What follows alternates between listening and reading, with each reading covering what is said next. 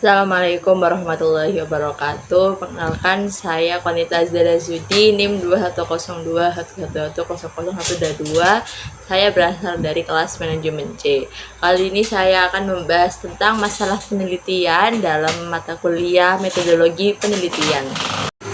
Pengertian masalah sendiri yaitu pernyataan mengenai keterkaitan antara dua atau lebih variabel yang penemuan jawabannya dilakukan dengan melakukan bukti-bukti empirik.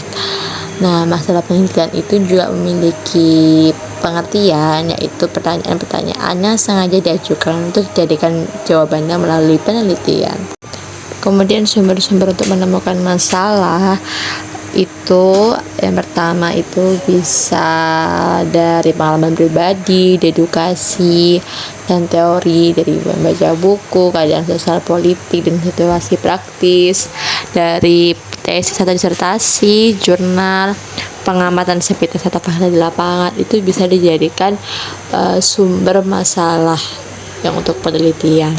Selanjutnya pengertian dari fenomena bisnis.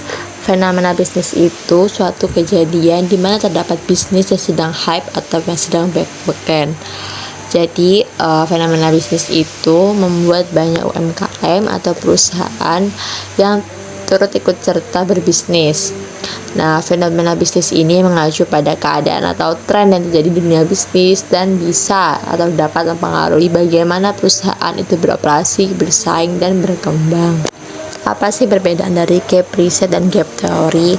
Gap riset sendiri itu adalah penelitian yang di dalamnya ditemukan inkonsistensi antara hasil penelitian dengan data-data yang ditemukan.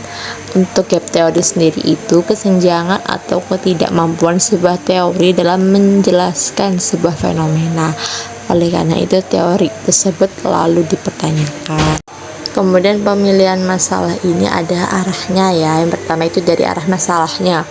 Jadi kayak pertimbangan kelayakannya itu berdasarkan arah masalah atau sudut objektifnya atau nilai penelitiannya.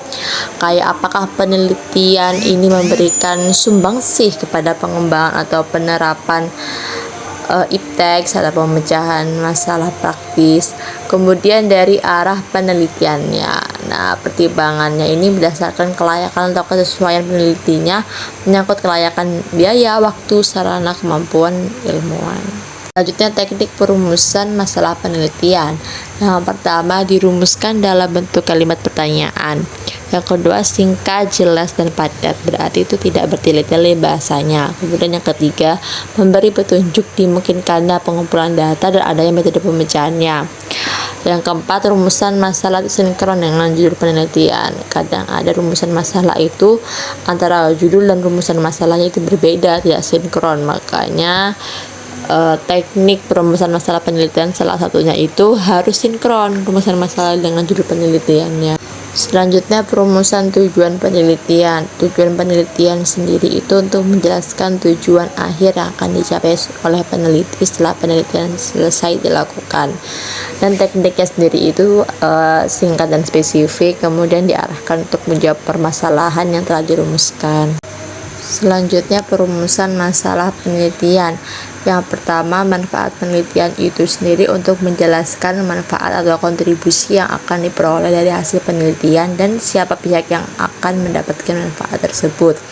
Tekniknya itu sendiri yang pertama disebutkan secara detail siapa saja yang mendapatkan manfaat dan apa manfaat yang bisa diperoleh dari hasil penelitian. Kemudian yang kedua, manfaat dapat dikaitkan dengan orientasi penelitian. Apakah mempunyai kontribusi pada pengembangan dan penerapan ipteks, pengembangan kelembagaan atau organisasi, atau untuk pemecahan masalah-masalah praktis atau menunjang pembangunan dan sebagainya. Selanjutnya tentang pemilihan tema, topik, dan judul penelitian. Yang pertama, tema penelitian ya, itu diperlukan untuk mengarahkan ruang lingkup dan bidang telaah yang akan dipelajari oleh peneliti berkaitan dengan bidang ilmu. Kemudian untuk menentukan topik penelitian itu berkaitan dengan garis pembahasan atau bersifat spesifik. Dasar pemilihan tema dan topik penelitian yang pertama itu ada kemampuan untuk melaksanakannya. Ya, kemampuan itu dari kemampuan keilmuan, kemampuan sumber daya maupun kemampuan fisik. Yang kedua, data dapat diamati termasuk tersedianya alat pengumpul data. Yang ketiga, berkaitan dengan kebutuhan masyarakat atau berkaitan dengan pemecahan masalah-masalah praktis. Sekian pemaparan materi masalah penelitian dari saya. Mohon maaf jika ada perkataan yang kurang tidak mengenakan. Kurang lebihnya saya mohon maaf. Terima kasih. Wassalamualaikum warahmatullahi wabarakatuh.